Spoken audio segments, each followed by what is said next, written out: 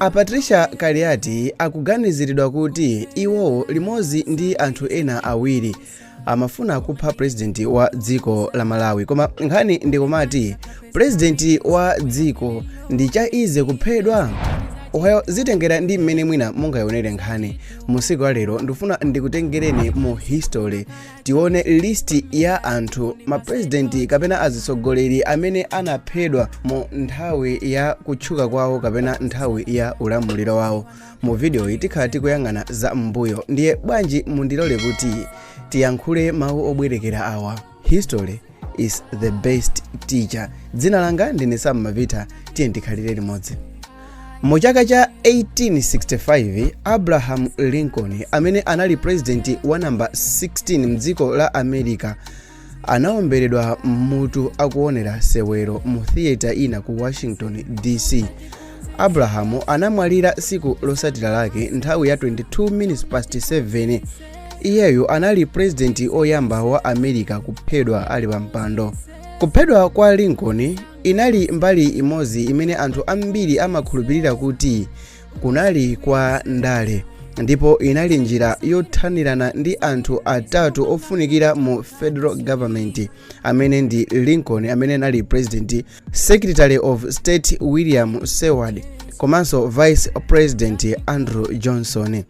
Secretary anaomberedwa koma anangovulazidwa sanafe, ndipo yemwe anatumidwa kuti akaphe Vice President analezera kwambiri, anagwidwa asanaombere ngakhale anathawathawa, koma patadusa masiku 12 anthu onsewa anaphedwa pochita kumangiriridwa. Tidakali pa nkhani ya ku America komweko pa 22 November mchaka cha 1963 dziko la America linagwedezeka pamene JF Kennedy kapena John F Kennedy, president wa namba 35 mdziko la America, anaphedwa atakwera ndipiti wa galimoto za president mu state ya Texas.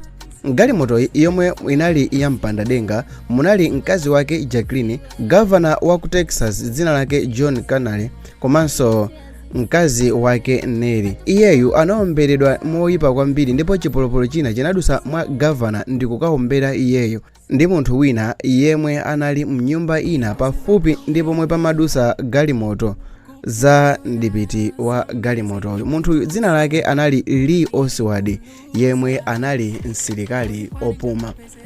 Patadusa 30 minutes achipatala analengeza kuti JF Kennedy wamwalira.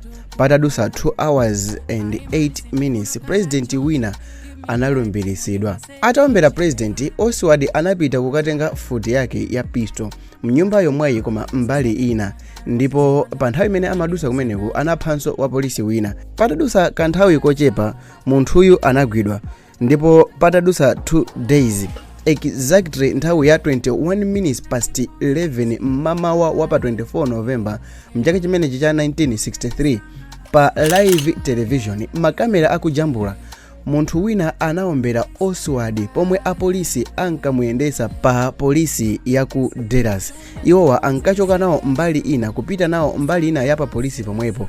Ma TV anali akuchita broadcast live kuona munthu amene wapha John F Kennedy, ndipo munthu wina mchigulugulu momwemo anatenga mfuti ndi kupha munthu amene anapha John F Kennedy.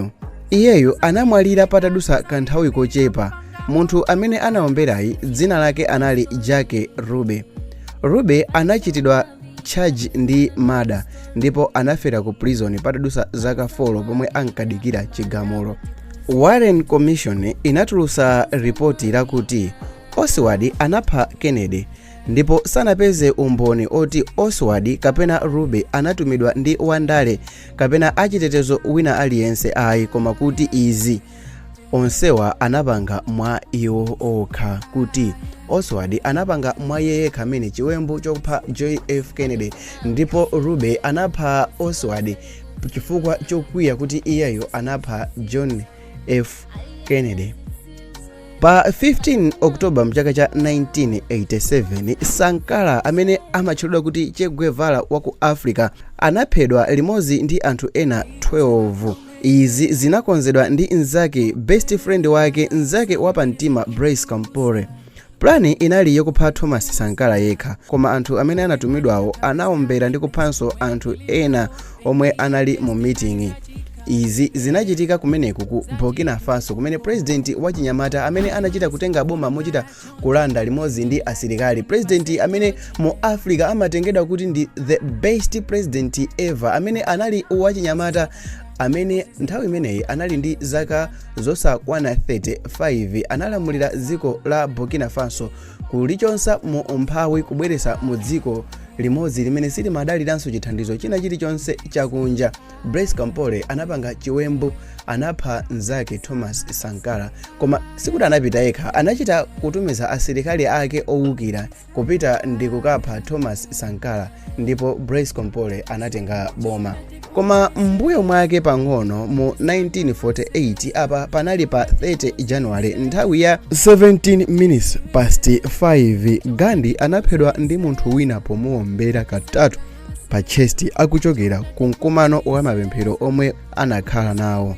Nkhani inali yakuti mmene Gandhi anachoka ku chinyumba chake nkuyenda ndi kupita mu karumu kena kamene amapanga za mapemphero.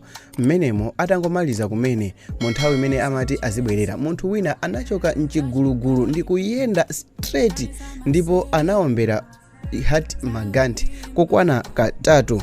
Mahatma Gandhi anagwa ndipo atatengeredwa nyumba timaminisi tochepa chabe.